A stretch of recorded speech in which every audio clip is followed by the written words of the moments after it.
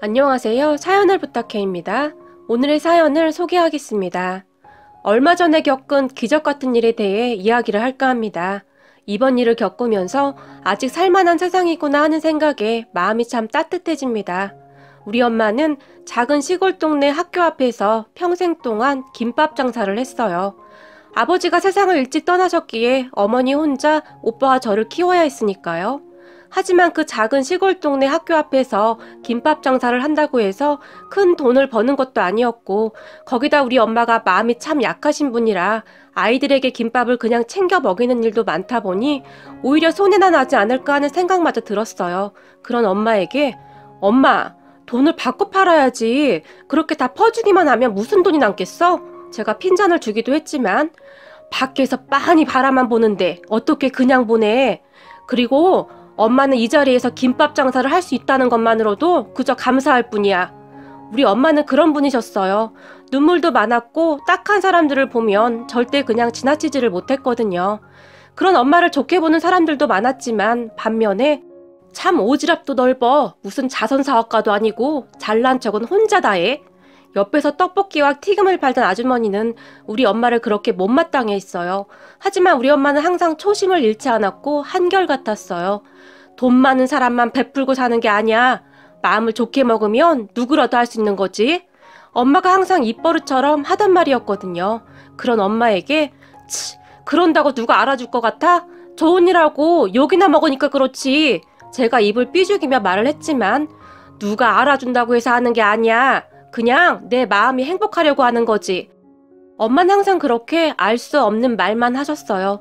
그런 엄마를 오빠와 저는 이해할 수 없었지만 우리가 말린다고 들을 뿐도 아니었고 조금 답답할 뿐이었어요.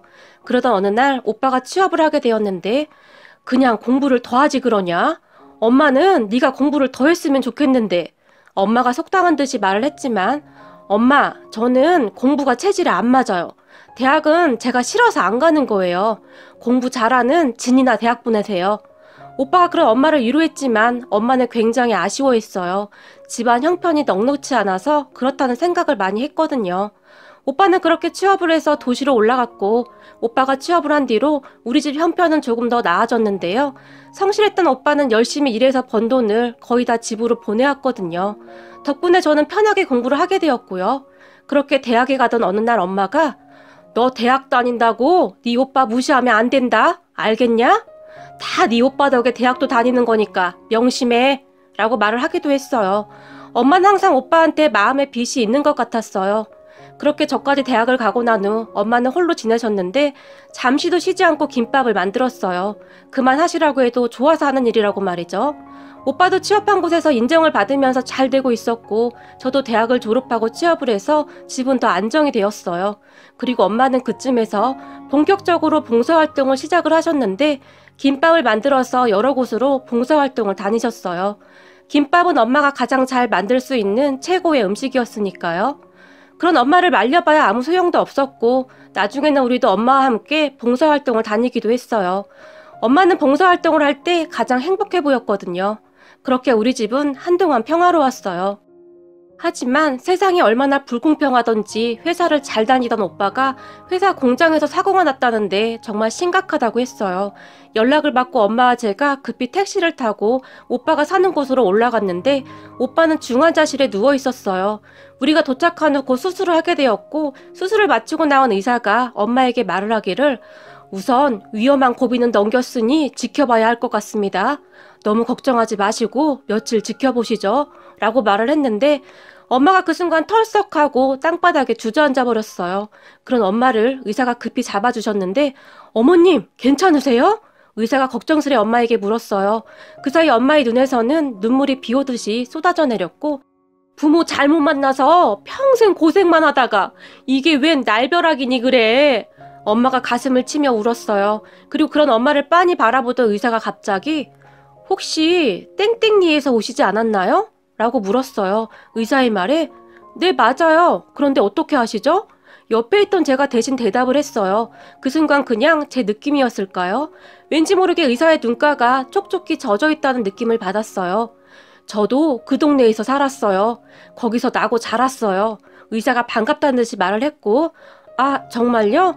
이런 우연이 다 있네요. 제가 그저 건성으로 말을 했는데 김밥집 사장님이시죠? 의사가 다시 물었어요. 아니 그걸 어떻게 아세요? 제가 다시 놀라서 물었지만 의사는 얼굴에 미소만 지을 뿐 우리 엄마를 뚫어지라 바라보다가 갑자기 엄마의 손을 꼭 잡았는데 괜찮을 겁니다. 그러니까 힘내셔야죠. 제가 의사 아닙니까? 아드님 반드시 살려낼게요. 라는 말을 했어요. 그런 의사의 말에 눈물을 흘리던 엄마마저도 놀라서 눈만 깜빡였는데요. 그때까지 우리가 알던 의사는 무뚝뚝하고 무서운 사람이라고만 생각하고 있었는데 이런 의사도 있구나 그런 생각마저 들었으니까요. 그런데 참 신기하더라고요. 우리 엄마가 김밥집을 하는 것까지 알고 있고 말이죠. 하지만 그때 당시에는 그 의사를 신경 쓸 겨를이 없어서 우리는 그 일을 까마득히 잊고 있었어요. 오빠는 다행히 수술도 잘 되었고 빠르게 회복되어 가고 있었어요. 엄마가 옆에서 한시도 떨어지지 않고 병간호를 했고요. 엄마는 오빠가 눈만 떠도 감사합니다, 감사합니다 라는 말만 되풀이했어요. 오빠 행동 하나하나에 눈물을 흘리며 그저 감사합니다를 외쳤어요. 의사 말로는 많이 심각했는데 생각보다 차도가 빠른 것 같다며 아마도 어머님 인품이 좋으셔서 하늘이 도운 모양입니다. 우리 엄마를 보며 의사가 말을 하기도 했어요. 그 말에 우리 엄마가 감사합니다, 감사합니다 라며 의사 손을 꼭 붙잡았고 말이죠. 그렇게 우리 오빠는 정말 많이 좋아져 가고 있었고 재활치료도 시작하면서 빠른 회복을 해나가고 있었어요. 그런데 딱히 들어놓은 보험도 없었고 사고 후 수술을 몇 번씩이나 한지라 돈을 걱정하지 않을 수가 없었는데요. 어느 날 엄마가 가게라도 내놔야겠다 라는 말을 했어요.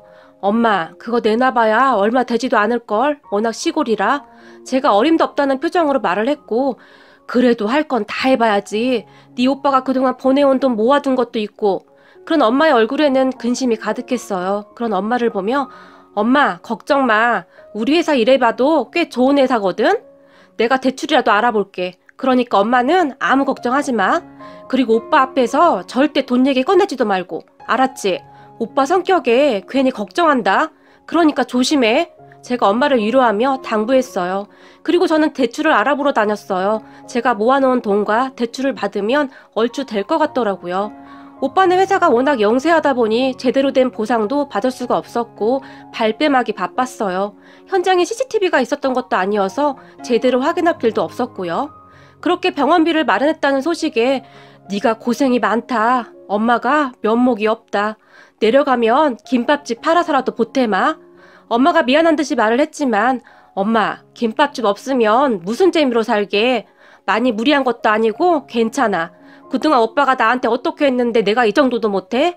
괜찮아. 제가 엄마에게 말을 했고 엄마는 그저 고맙다고만 했어요. 그렇게 시간이 얼마나 흘렀을까요? 오빠는 퇴원을 하게 되었어요. 한 달에 몇 번씩만 통원 치료를 하면 된다고 했거든요. 그리고 제가 병원비를 계산하기 위해 수납처로 갔는데 병원비를 정산하던 직원이 병원비 이미 다 정산되었습니다 라고 말을 했어요. 네? 잘못 보신 걸 거예요. 이재훈 씨 다시 확인해 주세요. 제가 말을 했고 네, 다 됐어요. 이재훈님 병원비 납부 완료된 상황입니다 라고 말을 하더니 직원이 납부 영수증을 저에게 건넸는데요. 그 영수증을 받아들던 순간 제가 깜짝 놀라고 말았어요. 영수증 맨 밑 합계금액 옆에는 한 7년 동안 먹은 김밥값 빼기 병원비는 빵원으로 기재되어 있었는데 누군가 또박또박 볼펜으로 메모를 해놨더라고요. 제가 놀라서 직원을 멍이 바라봤는데요. 저는 김주환 선생님이 그렇게 하라고 하셔서 그냥 그렇게 한 거예요. 병원비 계산은 선생님이 이미 다 하셨어요. 직원은 자기는 아무것도 모른다는 표정으로 말을 했고 저 그럼 김지연 선생님은 어디로 가면 만날 수 있나요? 제가 물었지만 저기 죄송한데 선생님 많이 바쁘시니까 그냥 가셔도 된다고 하셨어요. 선생님이 조만간에 김밥 먹으러 가신다고 하시던데. 직원은 시키는 대로 말을 하는 것 같았는데 무슨 의미인지 나는 몰라요 라는 표정으로 저를 바라봤어요. 그렇게 어떻게 해야 하나 당황을 하고 있었는데 그냥 가시는 게 선생님에 대한 작은 배려라고도 전해달라고 하셨어요. 직원이 마지막으로 말을 했어요. 그리고 저는 무엇에 홀리기라도 한 듯한 표정으로 오빠 병실로 올라와서 멍이 앉아 있었는데 너 무슨 일 있어? 퇴원 수속은 한 거야? 엄마가 걱정스레 물었어요. 다 했어. 이제 퇴원하기만 하면 돼. 제가 엄마를 보며 말을 했고 그런 대화를 듣던 오빠가 병원비 많이 나왔지. 괜히 나 때문에 네가 고생이 많다.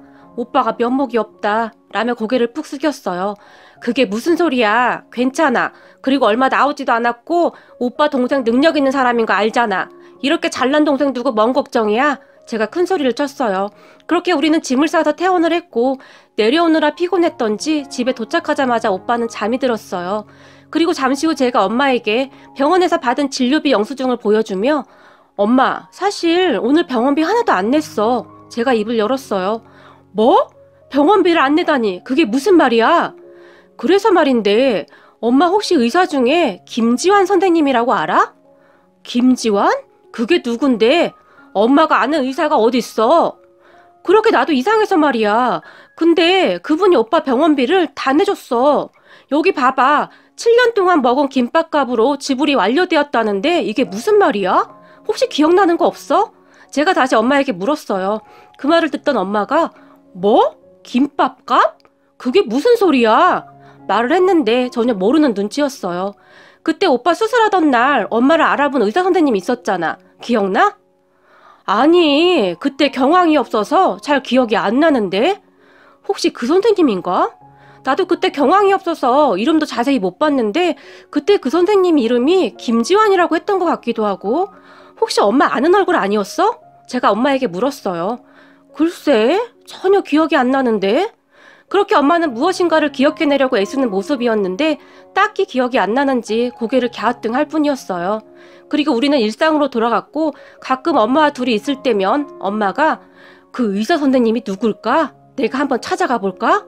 말을 하기도 했지만 그때 그 수납처 직원 말로는 찾아오지 말라고 했다고 신신당부를 했다고 하더라고. 제가 엄마를 말리며 말을 했어요. 그렇게 한두 달 정도가 지났을까요? 깔끔하게 차려입은 남자 한 분이 엄마 김밥집으로 들어왔다고 하는데요. 그분은 엄마에게 김밥과 라면을 시키고는 맛있게 먹더니 사장님 김밥 맛은 변함이 없어요. 그래서 제가 간혹 왔었는데 기억 안 나시죠? 엄마에게 물었다고 해요. 그 순간 엄마는 혹시 그 병원에서 봤던? 이라며 말을 잇지 못했고 네 맞습니다. 이제서야 저를 기억하시는 건가요? 그분이 환하게 웃었다고 해요. 엄마도 그분의 손을 덥석 잡으며 감사합니다. 감사합니다. 라는 말만 반복했다는데요. 그런 엄마를 보며 제가 옛날부터 사장님 김밥 먹고 컸는데 혹시 그때의 저는 기억이 안 날까요? 하긴 사장님이 김밥 먹여 키운 아이들이 한둘이 아니었으니까요. 라고 말을 하던 그분의 눈가에는 이슬이 맺혀 있었고 미안합니다. 나이가 들어서 그런지 기억이 잘 안 나네요. 엄마도 눈물을 글썽인 채 말을 했다는데요. 제가 초등학교 때인가 김밥 한 줄 시켜놓고 김밥을 먹는데 사장님이 라면도 끓여주셨어요. 그리고 갈 때마다 김밥을 한 줄씩 더 주시기도 했고요. 제가 돈이 없다고 했지만 괜찮어. 이거 오늘 지나면 어차피 팔지도 못해. 그러니 너도 좋고 나도 좋은 거 아니겠냐? 라며 사장님이 활짝 웃어주시는데 그런 사장님의 말 한마디가 그렇게 따뜻할 수가 없었어요. 눈칫밥 먹고 자란 제가 왜 몰랐겠습니까? 사장님이 거짓말을 하고 있다는 것을요. 하지만 저는 그냥 먹었습니다. 그런 것을 생각할 틈이 없었거든요. 그분이 엄마에게 말을 했다고 하는데 그런데 그때 병원에서 어떻게 저를 한눈에 알아보신 거예요? 우리 딸한테 들었더니 저를 한눈에 알아보셨다고 하던데 엄마가 물었다는데 사장님 손가락에 옥반지요 라고 말을 하면서 엄마 손가락을 가리키며 이 김밥집에 오면 사장님이 항상 제 등을 두드려 주거나 제 머리를 쓰다듬어 주시며 공부 열심히 해서 훌륭한 사람 되거라 라고 말을 해주셨어요. 그런 사장님의 손가락에는 항상 그 옥반지가 끼어 있었고 말이죠. 그 옥반지를 항상 소중히 끼고 있었던 것이 인상적이었어요. 그런데 그날 병원에서 그 옥반지가 제 눈에 들어왔고요. 순간 어디서 본 적이 있었던 것 같은데 곧 생각이 났죠. 김밥집이라고요. 그분은 말을 하는 내내 엄마의 옥반지를 바라보고 있었다고 하는데요. 엄마가 그분의 말에 눈물을 닦으며 그랬군요. 맞아요. 항상 이 옥반지를 끼고 다녔었죠.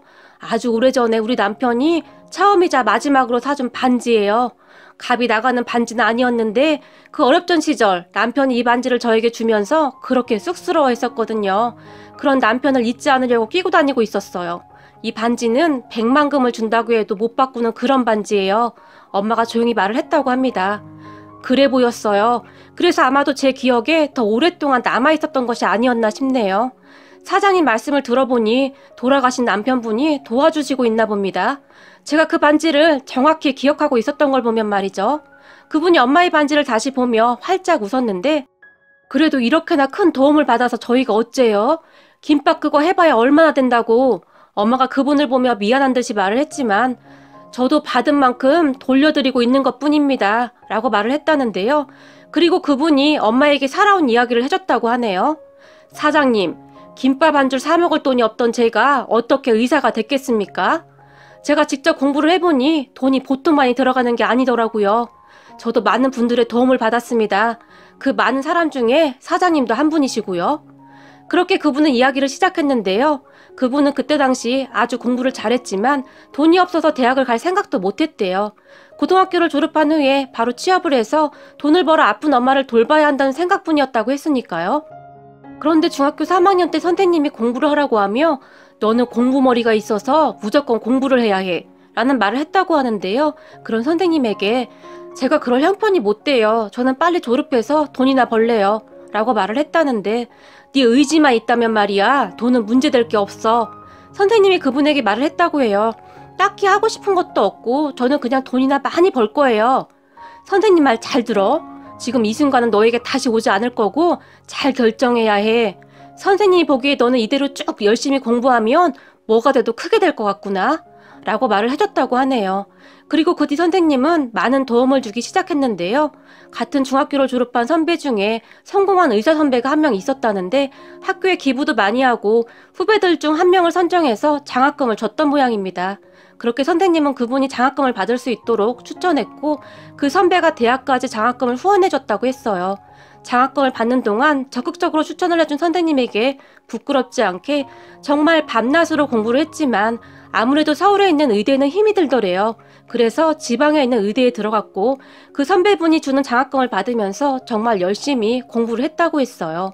나중에 한참 후에 의사가 되고 나서 장학금을 준 그 선배를 찾아가서는 감사합니다. 이 은혜는 꼭 갚겠습니다.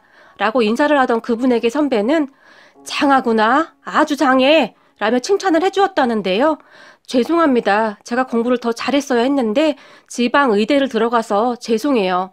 라고 말을 했지만 의사를 하는데 지방 의대면 어떻고 서울에 있는 의대면 어떻니? 그냥 네 본분을 다 하면 되는 거다. 의사는 사명감을 가지고 해야 하는 직업이야. 라고 말을 해주었다고 합니다. 그리고 그 선배가 그분에게 한마디를 더 추가했는데요.